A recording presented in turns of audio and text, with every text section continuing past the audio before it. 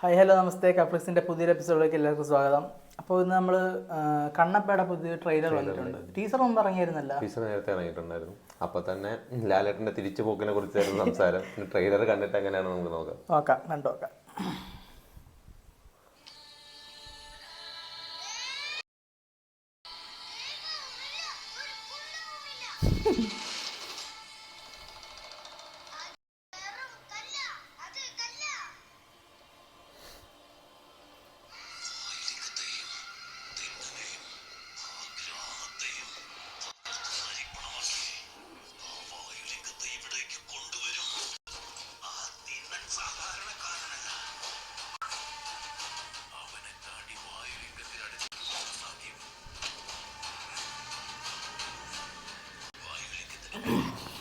കണ്ടു വേടാ.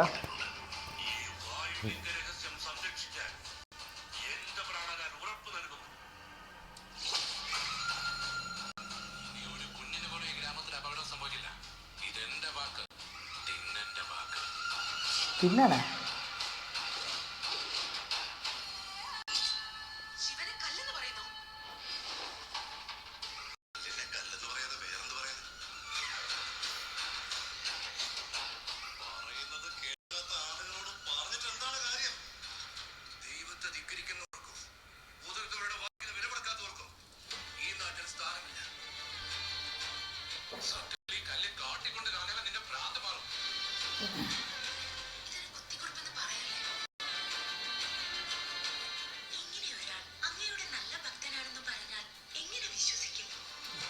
ശിവൻ പോരാ കേട്ടാ.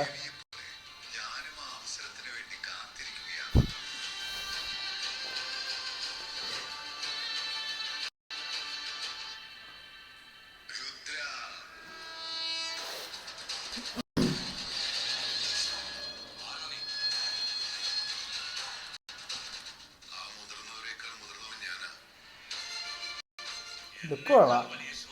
പ്രഭാസിൻ്റെ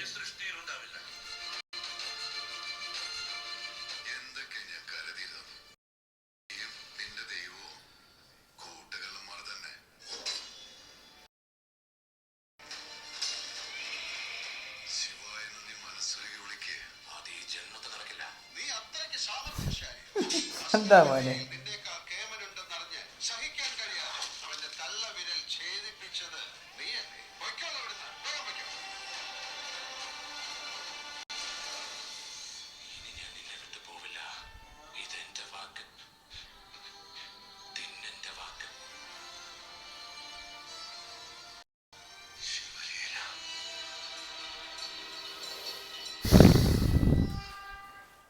കഴുത്തി കുറച്ച് മൃജാലയൊക്കെ തേച്ചേക്കുന്നു. അക്ഷയ് കുമാറിന് ശിവന്റെ വേഷം എത്രത്തോളം ചേരുമെന്നുള്ളതായിരിക്കും ഈ സിനിമയുടെ വിജയത്തിന് മലയാളത്തിൽ നിർണ്ണയിക്കുന്നതെന്ന് എനിക്ക് തോന്നുന്നു. കാരണം പുറത്തോട്ട് അവരതത്ര ശ്രദ്ധിക്കത്തില്ലെങ്കിലും ഒരുപക്ഷെ മലയാളത്തിൽ ഇനി വരാൻ പോകുന്ന ഏറ്റവും വലിയ ട്രോൾ മെറ്റീരിയൽ ആവാൻ പോകുന്ന ഒരു അന്യഭാഷ നടനായിരിക്കും ചിലപ്പോൾ അക്ഷയ് കുമാർ ആയിരിക്കും.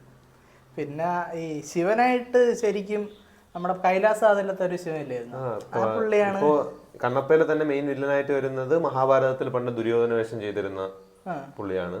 അപ്പൊ അതുപോലെ തന്നെ ശിവനായിട്ട് കണ്ട് ശീലിച്ച ഒരു മുഖത്തിൽ നിന്നും തീർത്തും വ്യത്യസ്തമായിട്ട് അക്ഷയ് കുമാറിന് ഒരിക്കലും ചേരുന്ന ഒരു വേഷമായിട്ട് തോന്നുന്നില്ല. പിന്നെ മാത്രല്ല പുള്ളിയുടെ അക്ഷയ് കുമാറിന്റെ പേരായിട്ട് കാജൽ അഗർവാളും ആ കോമ്പിനേഷൻ സീൻസ് എന്തെങ്കിലും ഉണ്ടോന്ന് അറിയത്തില്ല, പക്ഷെ ആ കോമ്പിനേഷൻ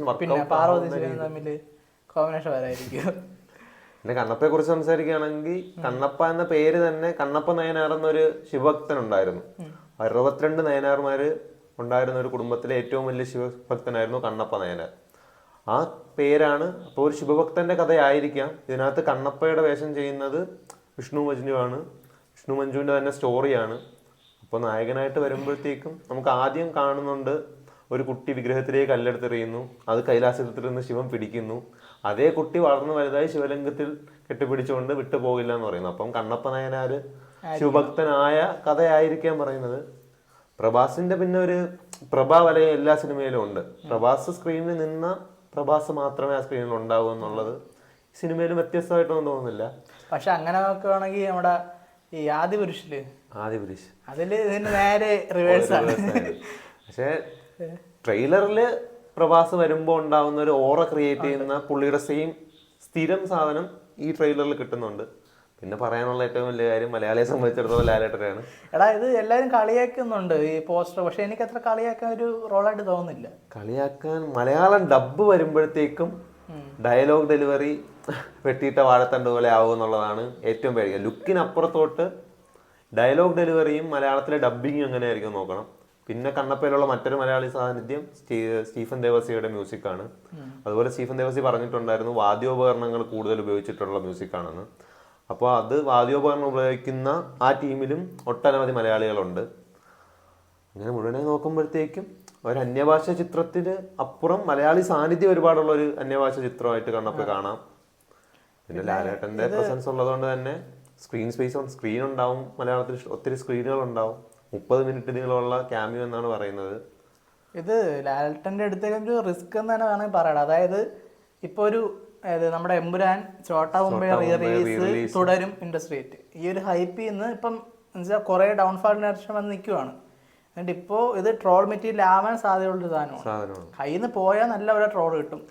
പക്ഷേ ഹിറ്റായ അടുത്ത ഒരു കൂട്ടിച്ചേർത്ത് മോഹൻലാൽ ഫാൻസിന്റെ ഭാഗത്തു നിന്ന് ഉണ്ടാകുന്ന ഒരു ക്യാമിയോ റോളാണ്. അതിന് ആ രീതി കണ്ടാൽ മതി എന്നാണ്. പക്ഷേ ലാലേട്ടന്റെ ഏറ്റവും താഴ്ന്ന അവസ്ഥയിൽ ജയിലറിന്റെ ഒരു ക്യാമിയോ എങ്ങനെയാണ് ആഘോഷിക്കപ്പെട്ടതെന്ന് നമുക്ക് അറിയാവുന്നതാണ്. അപ്പം ഈ ക്യാമിയോയും അത് 30 മിനിറ്റോളം നീളമുള്ള ഒരു ക്യാമിയോ. എടാ നല്ല ക്യാമിയോ ആയിരിക്കണോടാ. നല്ല ക്യാമിയോ അല്ല എന്നുണ്ടെങ്കിൽ ഉറപ്പായും ട്രോൾ മെറ്റീരിയൽ ആവും. കാരണം അവസരം കിട്ടാൻ നോക്കിയിരിക്കുന്ന ഒത്തിരി പേരുണ്ട്. അത് മലയാളം ഇൻഡസ്ട്രിയിലെ എല്ലാ നടന്മാർക്കെതിരെ ഉണ്ട്. അപ്പോൾ ഒന്ന് വീണ പിന്നെ ഇവർക്കൊന്നും ട്രോളൊരു പുത്തരിയല്ല.